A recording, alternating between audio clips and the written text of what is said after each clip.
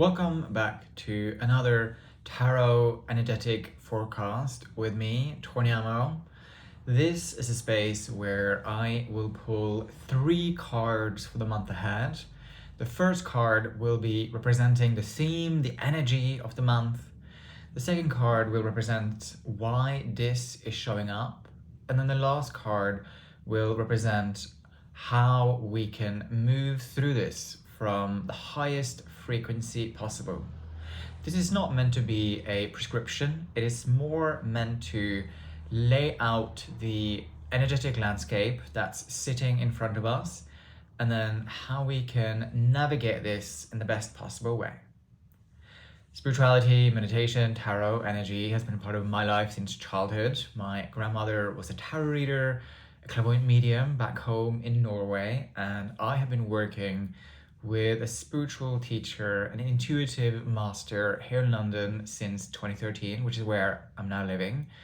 And I'm so grateful to both of them that they guided me on this path and has also helped me develop into the person that I am today. And I'm talking about this because the tarot has been such an important part of helping me navigate that, and also as a way to connect with my inner guidance. And I'm hoping that this energetic forecast will perhaps also inspire you to do the same, and you should stick around until all to the end, because then I'll talk about how I might be able to help you do the same.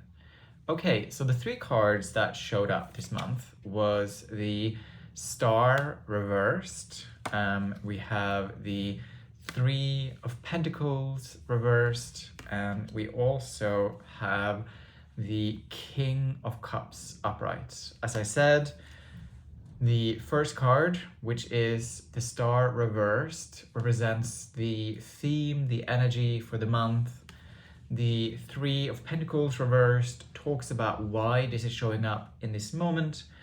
And then the last card, which is the King of Pentacles, speaks to how we can navigate this energy from the highest frequency.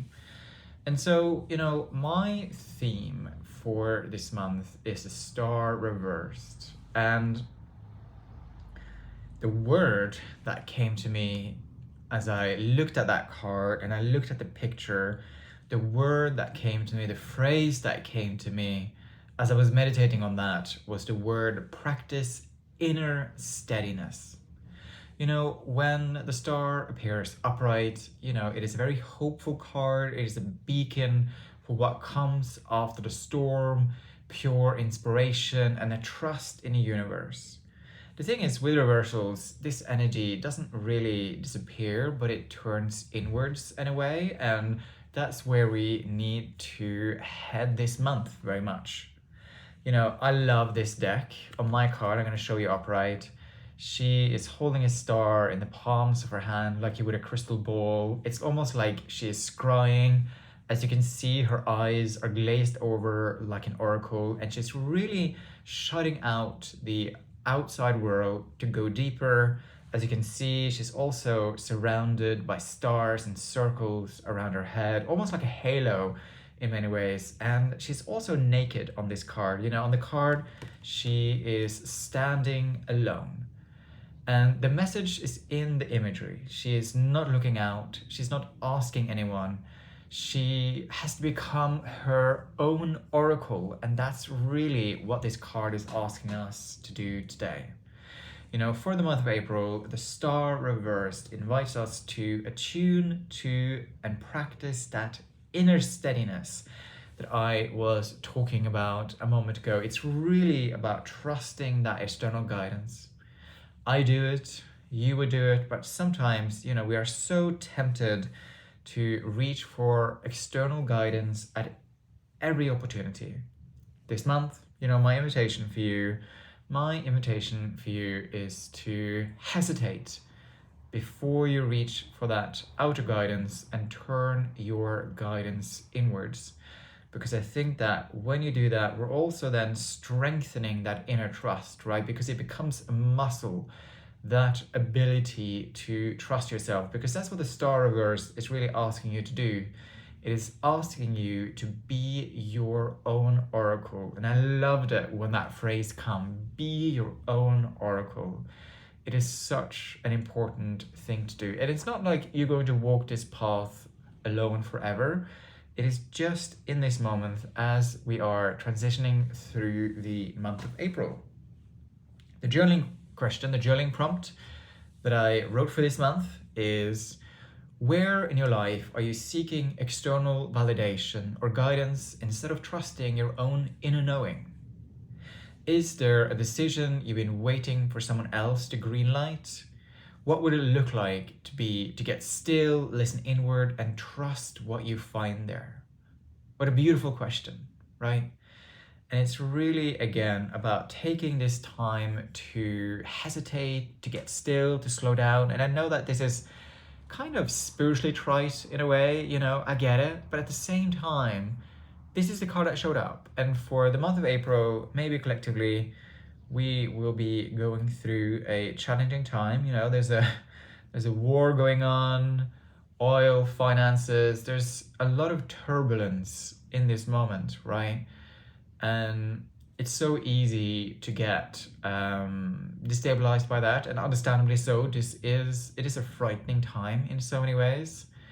But through trusting ourselves and through also having a sense of community and belonging, it's always a nice balance there. We will find our way through this, and my heart just goes out to everyone who is suffering and struggling all over the world. It's not just Middle East. There's stuff happening everywhere, and my heart and my healing goes out to everybody. And it just always just makes me even more grateful for everything that I've got in my life, even when there are challenges. There's no famine, there's no war, and I live in a very safe area in London, which I am always very grateful for. So why is this showing up? There is a deeper message here. Why is this energy showing up? 3 of Pentacles reversed. On my tarot card, which is very similar to the original Rider-Waite-Smith deck, it's the 3 individuals. I'm going to actually show it upright. They're looking, they're sitting together. There's a scroll, there's a head above them. They're looking, it's sort of behind them. There's a bit of darkness. The 3 of Pentacles upright is all about collaboration, people pooling their skills, building something together. Each person is valued for what they bring. However, with a reversal, this dynamic then breaks down. Teamwork stalls, people aren't pulling in the same direction anymore, and sometimes the architecture of the relationship is no longer serving the work that you are trying to achieve. So this month, you may find that relationships that you have been dependent upon in the past will no longer be there. And you do need to let them go, though, to be able to progress to the next stage of your life. Because for some reason or another, these previous relationships are now holding you back. And this is just temporarily, but temporarily, it means that you have to rely on your inner steadiness, which is the message that came through from that star reversed. And eventually, new relationships will form. And I think that you will find that even more rewarding when they show up. When the scaffolding falls away, when the collaboration, the communities, everything that we've leaned on falls away, we have to be self-reliant in that moment. And that's sometimes terrifying, but it's also quite clarifying. You find out very quickly what it is that you actually believe, what you actually want, and who you actually are when no one else is in the room to reflect that back to you. Like, who are you as an individual? My teacher often says, who were you before society told you who to be? And how can we return back to that sense of authenticity? The 3 of Pentacles are not punishing you, they're pruning.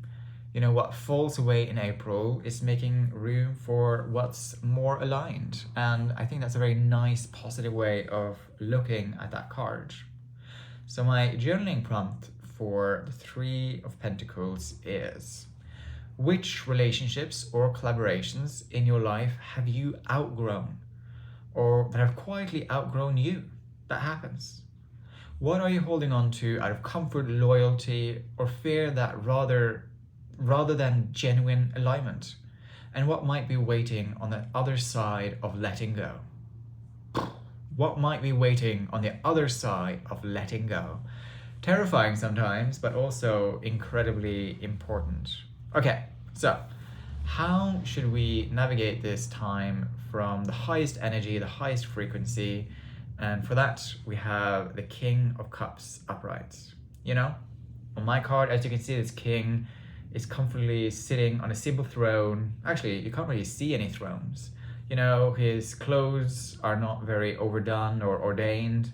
You know, he holds the simple stuff. He knows who he is, and he does not need to show off to be comfortable with himself. You know, he's no King of Wands, right? I'm a Leo, King of Wands, fire. I get it. I'm part of that, so I can sort of have a bit of fun with myself, you know?